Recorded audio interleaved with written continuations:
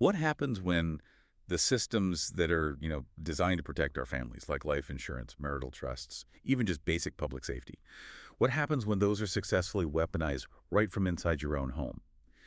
Um, Today, we're looking at a case that proves the most dangerous financial threat you face might not be like a faceless scammer on the internet. It might be someone sharing your Wi-Fi and making your dinner.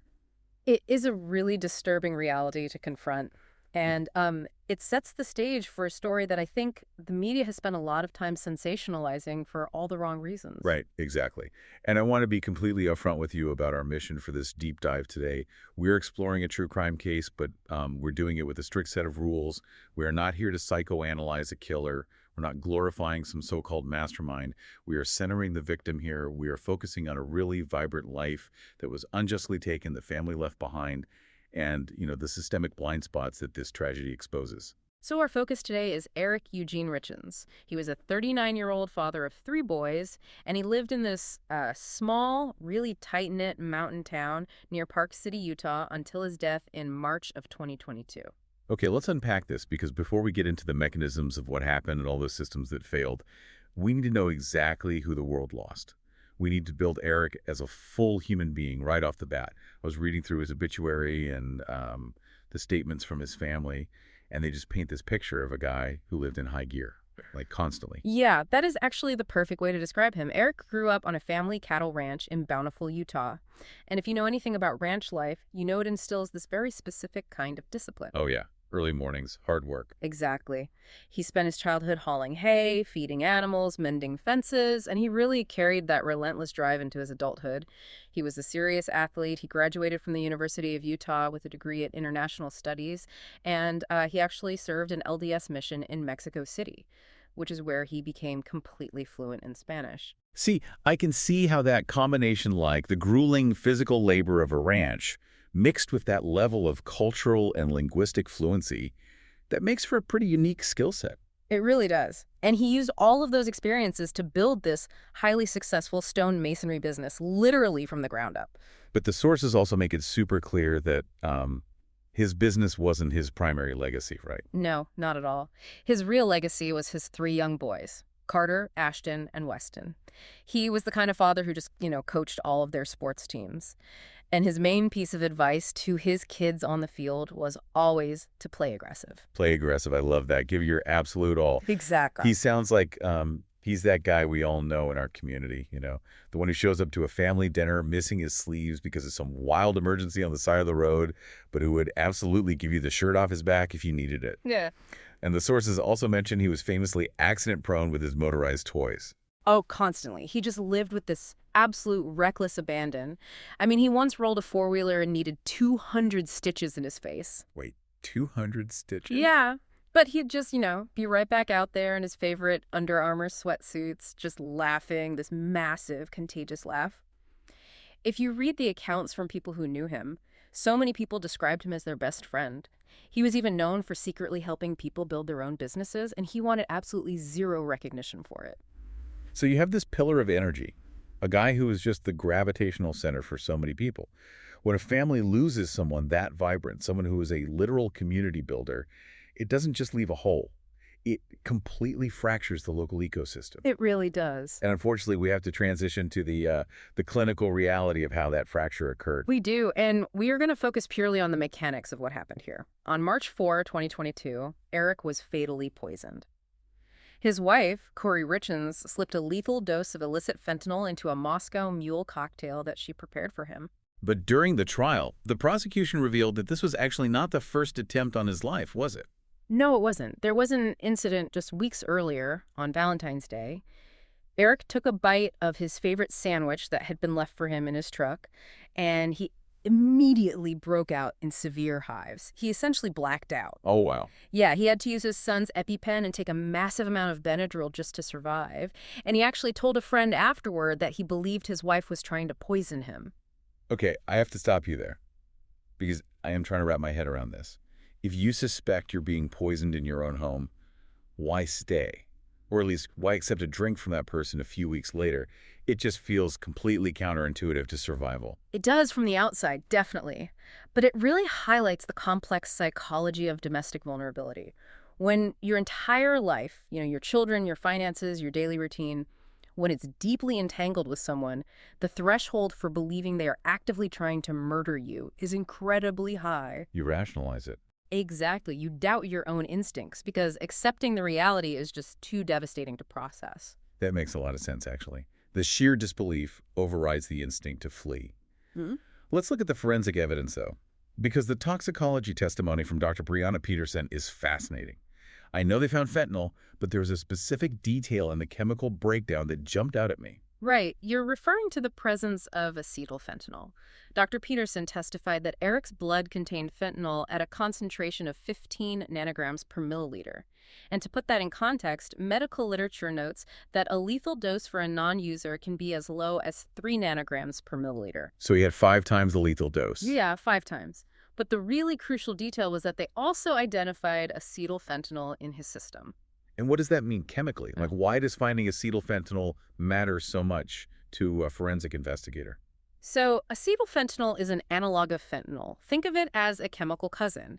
In a legitimate pharmaceutical lab making, medical-grade fentanyl for a hospital, the synthesis is strictly controlled. It's purified. Right. But in a clandestine, illegal street lab, the chemical processes are messy. They're imprecise.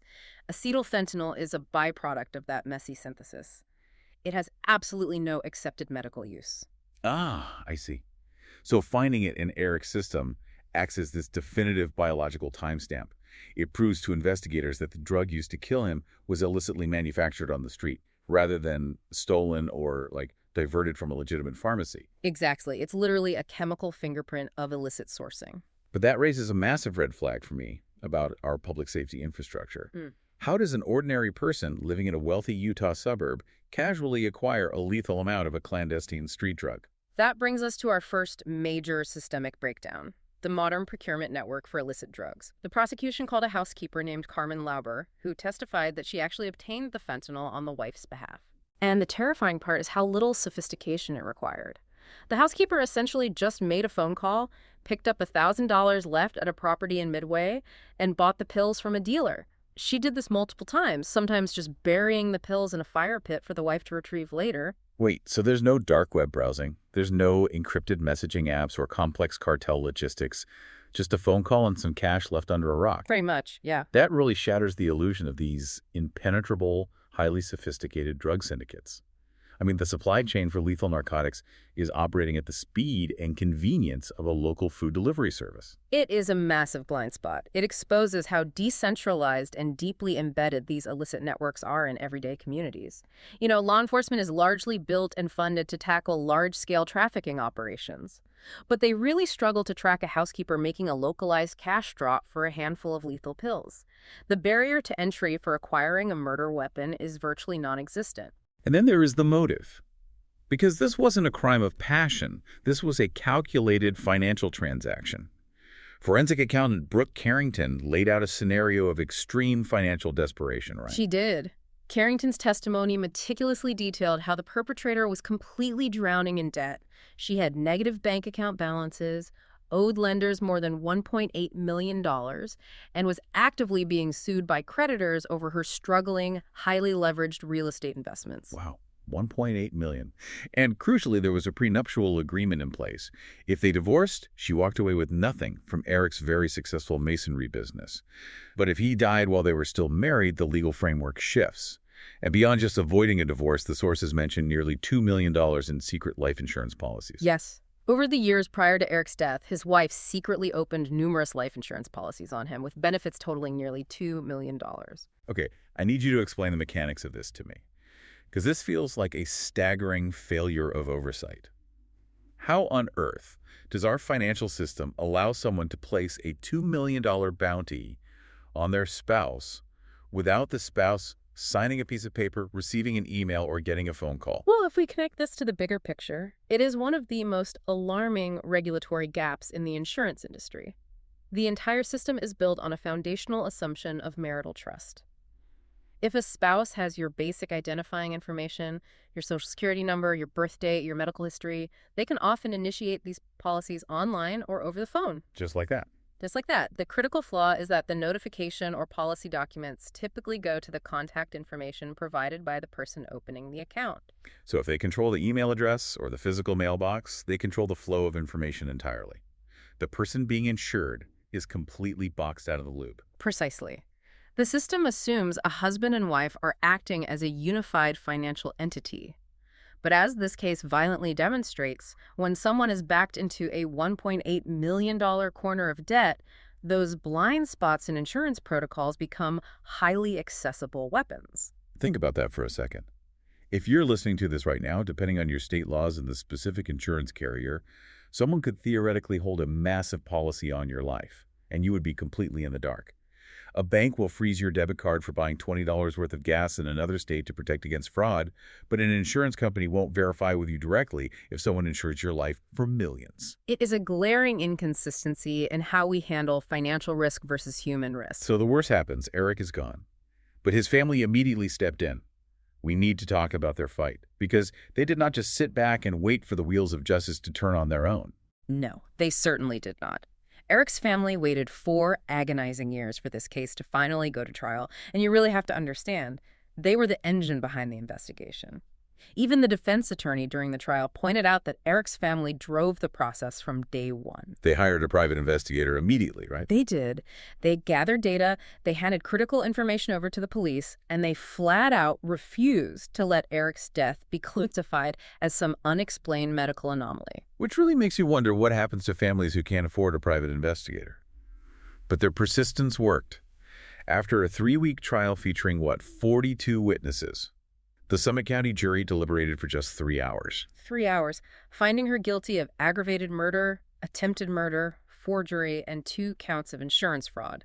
The speed of that verdict, 3 hours for a complex forensic and financial murder trial, that just speaks to the overwhelming paper trail. And a huge part of that paper trail was tracking what happened to the money after Eric died. Upon his death, his wife received $1.36 million in life insurance payouts. And how long did that last? Yeah. Given the mountain of debt she was buried under. 3 months. 3 months. Yeah. Between June and September following Eric's death, that entire $1.36 million vanished. It was blown through almost entirely to pay off the massive debt she had accumulated with lenders and creditors. It is staggering. Just the evaporation of generational wealth that came at the cost of human life, just to temporarily plug a leaking financial ship. But in the courtroom, when that guilty verdict was read, the focus for Eric's family wasn't on the money at all. You could hear the relief in their statements outside the courthouse. Absolutely. Eric's sister, Kouri Richins, delivered a statement that I think really anchors this entire narrative. She said, 4 years ago, our family lost the brightest light. Eric is deeply loved and missed every single day. And then she immediately pivoted to the future, saying, our focus is now on honoring Eric's life and supporting his boys as we all continue to heal. Supporting his boys. That is the ongoing mission. And it's really important to note that the fight isn't entirely over for them. The criminal trial secured a conviction, but the civil litigation is where the fight for the boys' future is currently happening.